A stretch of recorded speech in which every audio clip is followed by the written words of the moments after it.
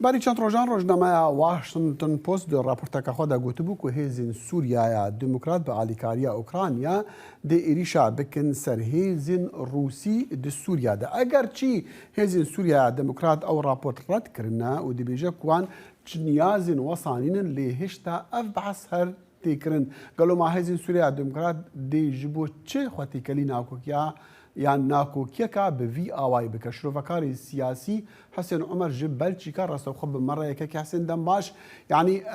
بري هر تشتي من دخواس از بزانم شرو فكرناتا جبوي رابورتيت الرابورت خونديا دوسي روجا تي بحث كرين تشيا من بفيرنجي رابورت بله دمباش مفيرنجي رابورت خورد كو اوكرانيا جي هسدي خودي انجي هزن سوريا ديمقراطيك خواستيه كو ببي آريكار بيره هناك إيريشاند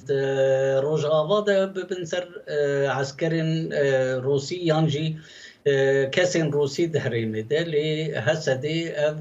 قبول نكر وقت ودا خويا كرنا رابورت اسبوار دكم نا رابورتكي راسته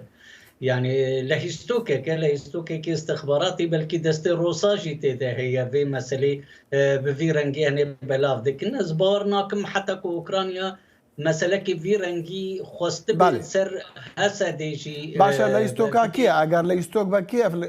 اگر لهيستوك با كيف لهيستوك دارشتيا يا نرينا مدى رئيستوك استخباراتي روسي بخويا يعني روسيا جبو برجواندية روسيا جبو يك جار تندر آخا سوري دا دروج آفادا بهتر قفن خوازي دا تربكي بهتر زختي هسدي بكي بهتر وك هسدي وك دجمنك شخورا بدي خويا كرن يانجي دبي تركابي و بخوازي یک جار مسئله نابرا روسا و هسدي ده زيده بكي دجمناتيات نابرا واده زيده تر بكي يانجي وي دجمناتي كي بخورتاي چكيش بو روس ايدي بتمامتي هر تشتي خوش هسدي قد بكن و دجمناتي كا خورت بهسدي ره يعني افهردو آلي بهتر برشوانديه واهنه لي برجواندیا ترکات و مثلا دا گل کی پرانی بهتر بر وقتی خویا کرن ببورج بر وقتی خویا کرن کو بری کل حسد دعوا بکی اوکرایناش ترکا خواستیا کو دریا ادلب دا تشتن ولی بکن لی ترکا گوتیا اوکراینیا نه هون به حسد را تشتکی و سابقن و فایده تربی يعني تركا خواستیا يعني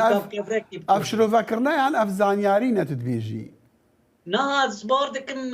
زانياري بوي رنگي هاتنا وكرن يعني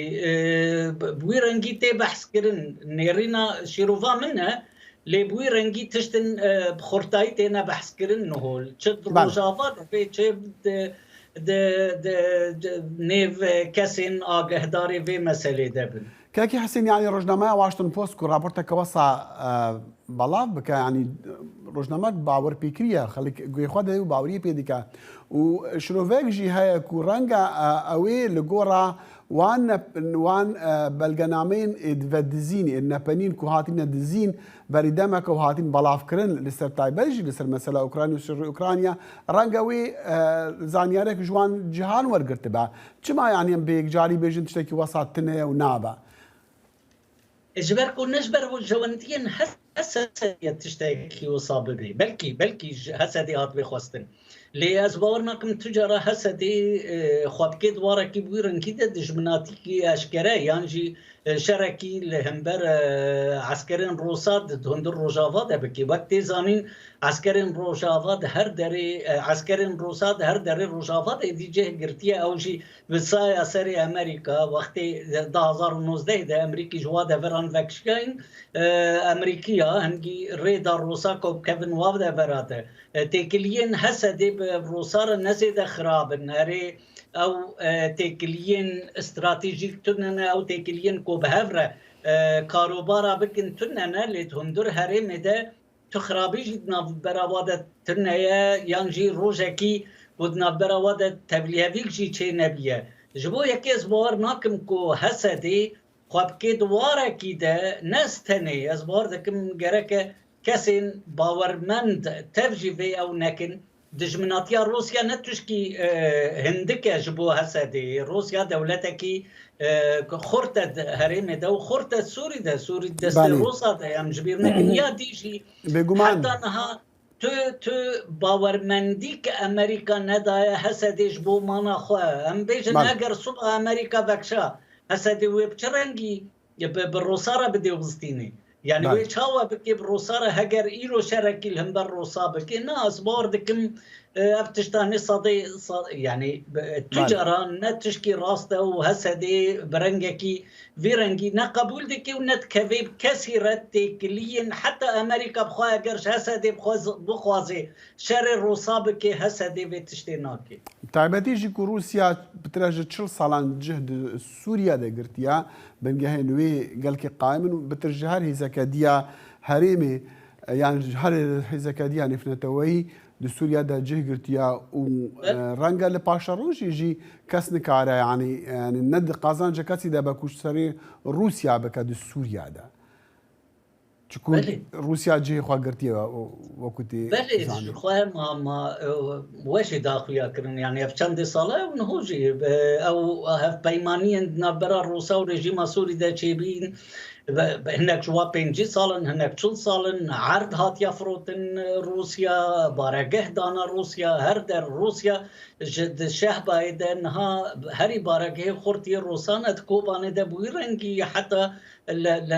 بارقها حسكي بخويا يا روجافا بنقها روجافا هذا روسيا تيدا قلكي خورتج ويكي حسد نكاري برامبريا روسابكي يانجي بتدولة الدنيا را يانجي بتهز الدنيا را بتفقيق وشر روسابكي حسد ويتشتيناك إجبر وقتي تشتكي وصابكي يعني خوا تنادكي روس ودكارن شربكن اگر هم بيجن روس تشتكي وليكر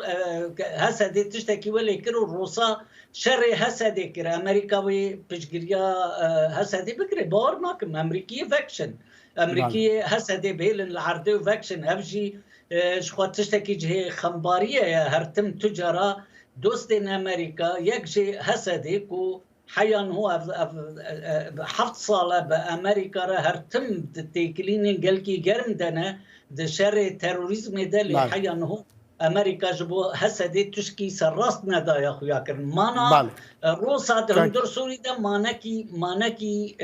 دم دريجة دم بيش ده اللي مانا أمريكا دمكي كورتا وقتي جبو يكي هسدي بترين آدم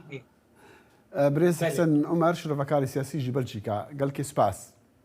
سباس جبوش